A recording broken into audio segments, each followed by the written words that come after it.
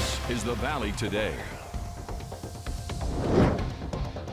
Local breaking news this Tuesday morning. Major damage to a South Fargo office building from earlier this morning. Fire crews are still on scene right now.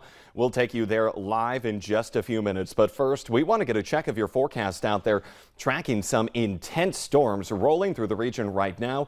Meteorologist Lisa Green has a check in her forecast. Good morning, Lisa. Good morning. The warnings keep rolling in. We keep getting more and more updates as the storm is racing across southeastern North Dakota. Look at what it did. It dropped a huge hailstone in Forbes as it passed through. This was around 5 a.m. about an hour ago. And Aaron measured the stone for us about 3 inches in diameter. That's larger than baseball size. So huge hail associated with this storm earlier on. Now we're still looking at some large hail and the potential for severe here. And here's a look at the latest as we are looking at the radar here. Fargo centered right here, and then out to the west we've got new warnings that have been tacked on. We're looking at parts of western Cass County included in a severe thunderstorm warning, but also southern parts of Griggs and Steele, Barnes included as well. And this is all because of this storm that is racing northward. It could be producing a 70-mile-per-hour wind gust with it. We have had some wind gusts clocked around 80 miles per hour earlier. The hail threat is not as large, but we're still looking at quarter-size hail being a possibility with this particular storm. In addition to that, you can see that there's some areas where we've had some storm development too, but we do want to focus in on this area. It's right along that line, that county line between Barnes County and now into Lemoore County and back over into Ransom County, where we're seeing some of the strongest parts of this storm. Again, that's going to continue to push to the northeast. The general speed of this has been 50+ miles per hour, and the potential for some, of course, a lot of lightning going on with these storms and some areas of some very heavy rain too we'll have to watch out for, in addition to the threat for large hail and wind gusts. So this will continue to make its way through eastern North Dakota. Fargo-Moorhead kind of right on the edge of that, but we'll still see some chances for rain and thunder. And here's a look at where the hail is likely largest here. If we see light blue on the map here, that would indicate that we're looking at a 1-inch diameter hailstone possible. We're under that, so we're looking at less than an inch diameter hail, at least with the latest scan around the Lynchville area, but still looking at some hail falling likely with this storm. And then more places to the east where we've seen development where it's been intensifying, not severe, but we're seeing more and more areas of rain and thunderstorm activity and lightning as well that we'll have to watch out for. You can see a lot of lightning south of Fargo. Again, here's Fargo, Moorhead, and this is moving northward. So we already have some rain in and around the FM metro, but more active weather, more chances for lightning and more intense thunderstorm activity moving north toward the metro as well. So again, this is all kind of making its way northward. This large area, this large cluster will continue moving through eastern North Dakota. So that will be the focus for the most intense weather at the moment. But right now we are also tracking other areas. So we've got that severe thunderstorm watch in effect. The watch, I'm just going to step off here to update our graphic. The watch is in effect now until noon today. So we're going to remove that update.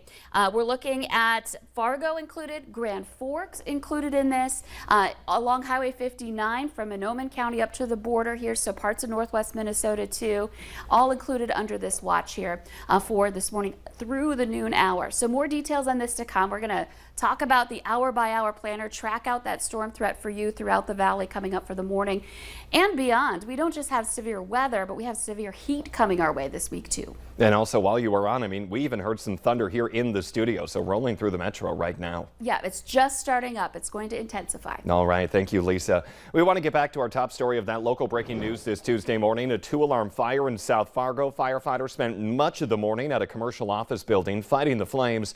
We head on over to the Valley Today's JC Dodd, who's live at the scene with the very latest. Good morning, JC.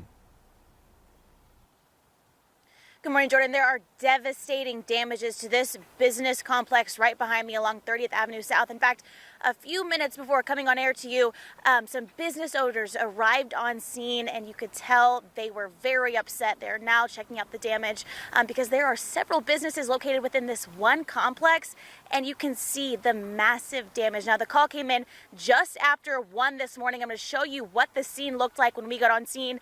2-alarm fire, a huge response because there were massive flames shooting from this roof.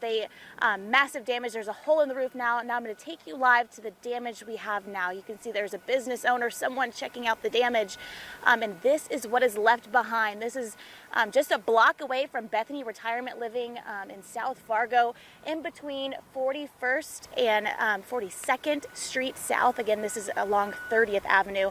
Fire crews have been on scene for 5 hours now, trying to put out the hot spots, estimate the damages. Several businesses, a law firm, a dermatology clinic, a lot of devastation along this fire with how much is gone. You can see broken out windows, so much damage within this fire. Now, Jordan, I'm going to stay on scene.